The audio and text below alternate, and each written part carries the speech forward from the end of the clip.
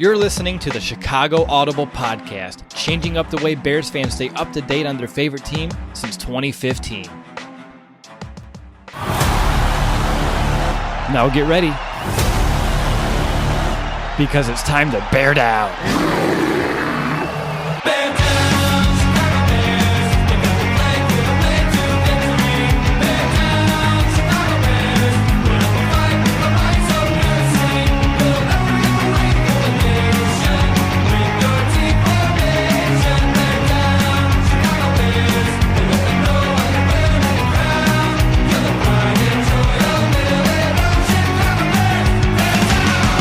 Welcome back, Bears fans, to another episode of the Chicago Audible. I'm your host for today, William Ingalls, and we are just not going to talk about last week. We're going to go right on to Week 8, kicking it off with matchup number 1 against the LA Chargers in Soldier Field. Roquan Smith versus the dynamic Austin Ekeler, running back for the Chargers. And really, for me, I'm looking at Roquan Smith here, and he just really hasn't been the same player since he had whatever incident, whatever issue he was going through around the time of the Minnesota Vikings game. He's been a solid player, but man, he just has not been the same guy. He's still second on the team, 39 total tackles, but you look at the rest of the stat book, and he just isn't popping up anywhere else. And last year, you just saw him making other plays, whether it was passes defended, whether it was TFLs, whether it was sacks. Whenever the few times he got blitzed, he was doing very well with those play calls. We just really haven't seen as much out of him this year as being a dynamic player. I think that speed, that recognition, I don't know what's going on. I don't know if he's just struggling to regain his footing. But he has not been the same dynamic player. But the Bears are going to need him to be that player this week because Austin Ekeler is one of the most dynamic backs in the league. If he wasn't playing for the Chargers that are kind of a dumpster fire right now as far as their season's going, we'd be hearing a lot more of him on the ground. He's been getting the job done for the most part. 69 carries, 248 yards, 3 touchdowns. On the receiving end, 49 grabs, 488 yards, and 4 touchdowns. That's a better stat line than Allen Robinson for comparison's sake. And actually, a funny story is I was grabbing my stats for this episode. I was looking by accident at the 2018 Chargers, and I wrote down all my stats for Austin Ekeler, didn't blink an eye. And then I went down to Keenan Allen, which said he had like 1,100 receiving yards, and that's when I started to scratch my head. So last year's season-long totals for Austin Ekeler didn't really throw me because he's just had such a productive year so far. You know, only going to be halfway through the season when we get through this game here for a lot of teams who haven't had their bye yet. So it's just showing how dynamic he's been, how productive he's been to this point. He is all over the field. He is someone who is productive in both the run game and the pass game. And Roquan Smith's that guy that I've talked about a lot, can go sideline to sideline. His skills are going to be absolutely paramount against a guy like Austin Ekeler, shutting down really the Chargers' number 1 form of offense. So matchup number 1 is going to be an important one for making their offense a little bit more predictable. Matchup number 2 finds us in the trenches with Bobby Massey going against Joey Bosa. And if you ask me, Bobby Massey might be the weakest link on this offensive line. I think last week Charles Leno Jr. had a much improved week. I wouldn't say he's been good, but I'd say he's much improved. I think the interior of that line with Rashad Howard being brought in has at least found a little bit more of a footing. I think Massey's still kind of on that island though. And I think he's going to have a very tough matchup against Joey Bosa. He already has 5 sacks this season, 35 total tackles. This guy's a terror on the outside. He really he combines speed, pass rush moves, and strength really well. He's pretty much everything you could want in a 4-3 defensive end, and to this point, he's been that. So, you know, you want to throw a lot of flack at Trubisky, but if you're going to have a guy like Joey Bosa breathing down your neck the entire game, you know, it's kind of hard to put all the blame on Trubisky if you're going to have a pass rush kind of in your lap immediately. It's going to be up to Bobby Massey to make sure that his quarterback can stay clean and at least have the opportunity to complete passes against this overall depleted Chargers defense. Flipping back to the defensive side of the ball, we're going to have corner Buster Screen versus the well-known receiver for the Chargers, Keenan Allen. And I was mentioning Keenan Allen's got a stat total earlier. He's on track to have a productive year, but he's not putting up near the numbers he used to. Just kind of that explosive Chargers offense that we knew from the past couple years. To this point, Allen has 44 grabs, 564 yards, 3 touchdowns. I guess probably the most disappointing part is he hasn't gotten in the end zone a whole lot this season. For the most part, I believe the Chargers are probably going to put him in the slot, give him the most amount of field to work with across the middle. And probably defending him for the most part will be a combination of mostly buster screen. You're going to have a little bit of help over the middle, I imagine, with sometimes Eddie Jackson and Clinton Dix moving up, especially as the route kind of develops downfield. And then you're also going to have some help in windows when you combine some match coverage and some zone coverage. You're going to have a little bit of help with the linebackers across the middle of the field. But for the most part, we're looking at buster screen, handling what I would argue is the best piece of this Chargers offense.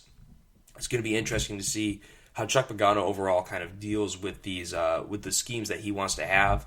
We've kind of seen him be hot and cold when it comes to calling a game. I think he for the most part, dared Teddy Bridgewater to beat the Bears, throwing the ball, and really he kind of did. I mean, the running game was shut down with Latavius Murray. He was getting about 3 yards a pop, for the most part, keeping the offense on schedule, but when it really came down to it, Pagano was daring Bridgewater to win the game, and he did.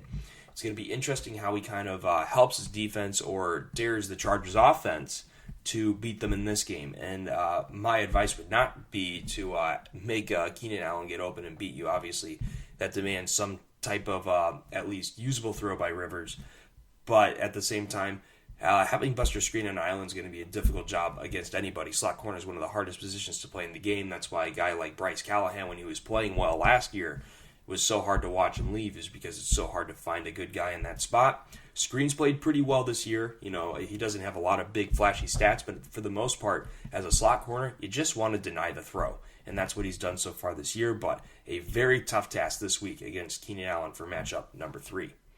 Now to matchup number 4, we have Allen Robinson versus Casey Hayward Jr., and you're going to be hearing Allen Robinson on these matchups as long as Trubisky continues to throw to him and no one else on the offense. To this point, Allen Robinson, 41 grabs, 464 yards, 3 touchdowns. You know, he is the target that Mitchell Trubisky is looking for week in and week out. The problem is that isn't going to work forever. And the problem is this week, you know, I think Allen Robinson played really well against Lattimore for the most part. Part of the problem is that when you're running 4 to 6 yard routes, I think for the most part, I mean, for me playing in college, we were willing to give up 4 to 6 yard routes if they were especially on the perimeter of the offense. You know, that's not always an easy throw to continue to execute. So if you're willing to go 4 yards, 6 yards, nickel and dime someone up the field, fine, we'll let you do that. Very few teams in the NFL can execute that. And, you know, the New England Patriots are about the only team that I can say in the NFL right now that can go 4 to 6 yards per pass play up and down the field without fail.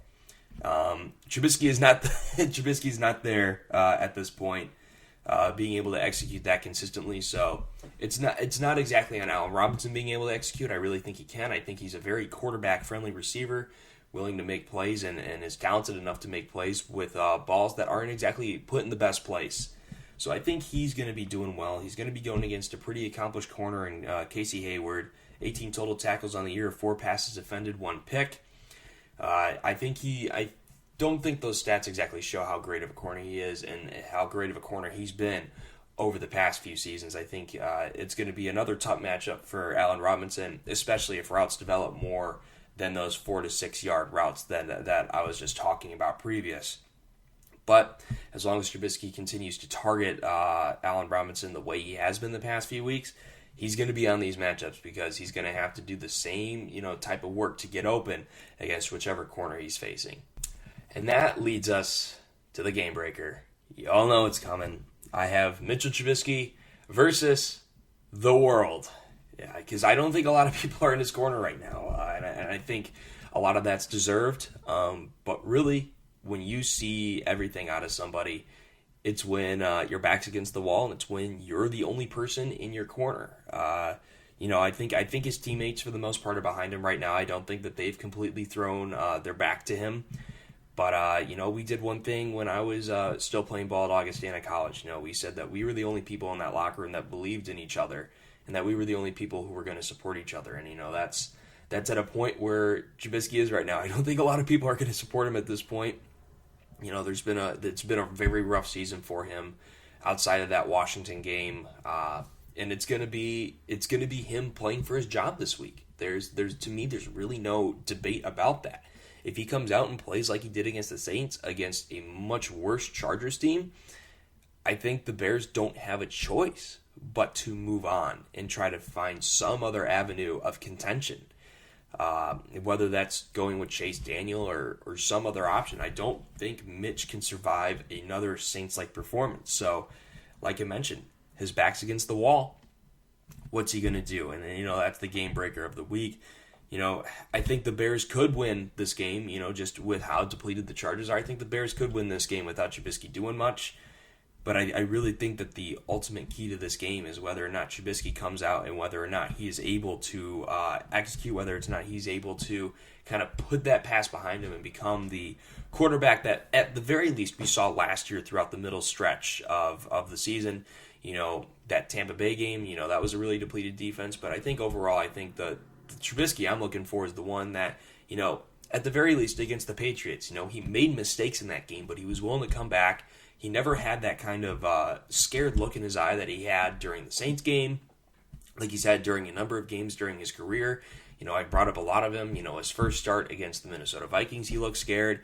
Week 1 in 2018 against the Packers, he looked scared. Week 1 against the Packers in 2019, he looked scared. There are those times in his career where he has not looked scared and he has looked confident, even in the face of some mistakes, like I mentioned that New England Patriots game, that playoff game against the Eagles. He has it in him, and that's why I'm not willing to give up on him yet. But man, there's not a lot of people left in his corner. So it's Trubisky versus the world. That's the game breaker matchup of the week, and frankly, the game breaker matchup of the season. So now we're back into the weekly winning edge, where we go through each matchup and say which player has the advantage between the two players, or in Trubisky's case, against the world. So we're going back to matchup number 1, Roquan Smith versus Austin Ekeler. I think Roquan Smith has the ability in him, but I'm going to take the hot hand here. I got to go with Austin Ekeler here. One matchup to the Chargers overall. I think he's just so dynamic overall. And if Roquan Smith is playing at the level that he was last year, or even this year before the Vikings game, I'd take Roquan Smith in a heartbeat, just because I think he's the better overall player and the better overall athlete. But to this point, Ekeler's got to be the guy I go with just what he's put on the field to this point. I have more confidence in him than I do Roquan Smith. Chargers 1 matchup to none. Now going to Bobby Massey versus Joey Bosa. Last year I picked Charles Leno Jr. to lose a lot of matchups. This year I think it's kind of gonna be flipped a little bit. But you know what? I lost a lot of matchups by picking against Charles Leno Jr. I'm hoping that my faith in Bobby Massey and this offensive line and Bears team in general to kind of respond to adversity. Whether it's Harry Hiestand changing some protection calls to give some help against Joey Bosa, I think that Bobby Massey overall gets the job done against Bosa. We're going to knot up matchups here 1-1. And that brings us to Buster Skrine versus Keenan Allen. This one is going to be a really tough matchup for Buster Skrine to win. I think Keenan Allen puts up enough plays to win this matchup, and it's not exactly an entire fault of Buster Skrine. Keenan Allen's one of the best in the game, and the Chargers are obviously going to scheme as much space for Allen to work with as possible. And it's not that Skrine doesn't have a lot of ability. I just think that this matchup is one that hardly any corner is going to win in the NFL. And the few that would win it, Buster Skrine's not one of them, so I got to give this one to Allen. That brings us to number 4, Allen Robinson versus Casey Hayward.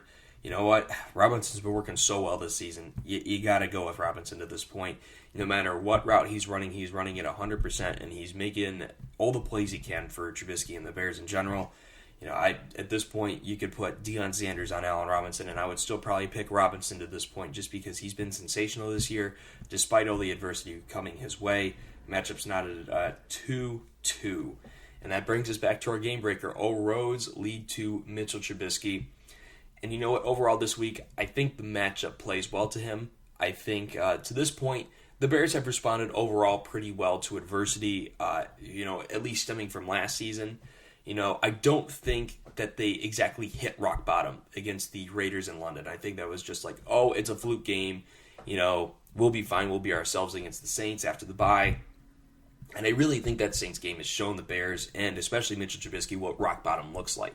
And I think whenever they kind of hit those rock bottom moments last season, they came back and they really showed out well. I think of losing that game to Green Bay in 2018 made this team hungry. They win a tough game against Seattle at home. You think of the Giants game. That they were kind of humiliated in a game that they thought that they really should have won, and they really should have won. Everyone was kind of down on them going against the LA Rams on Sunday Night Football the following week, and what do you know? They respond to that adversity. So the question for me is whether or not that fight back spirit is still in the Bears. And to me, I think it is. And I think Trubisky responds this week, just hearing in the press conferences. I think he's ready to go.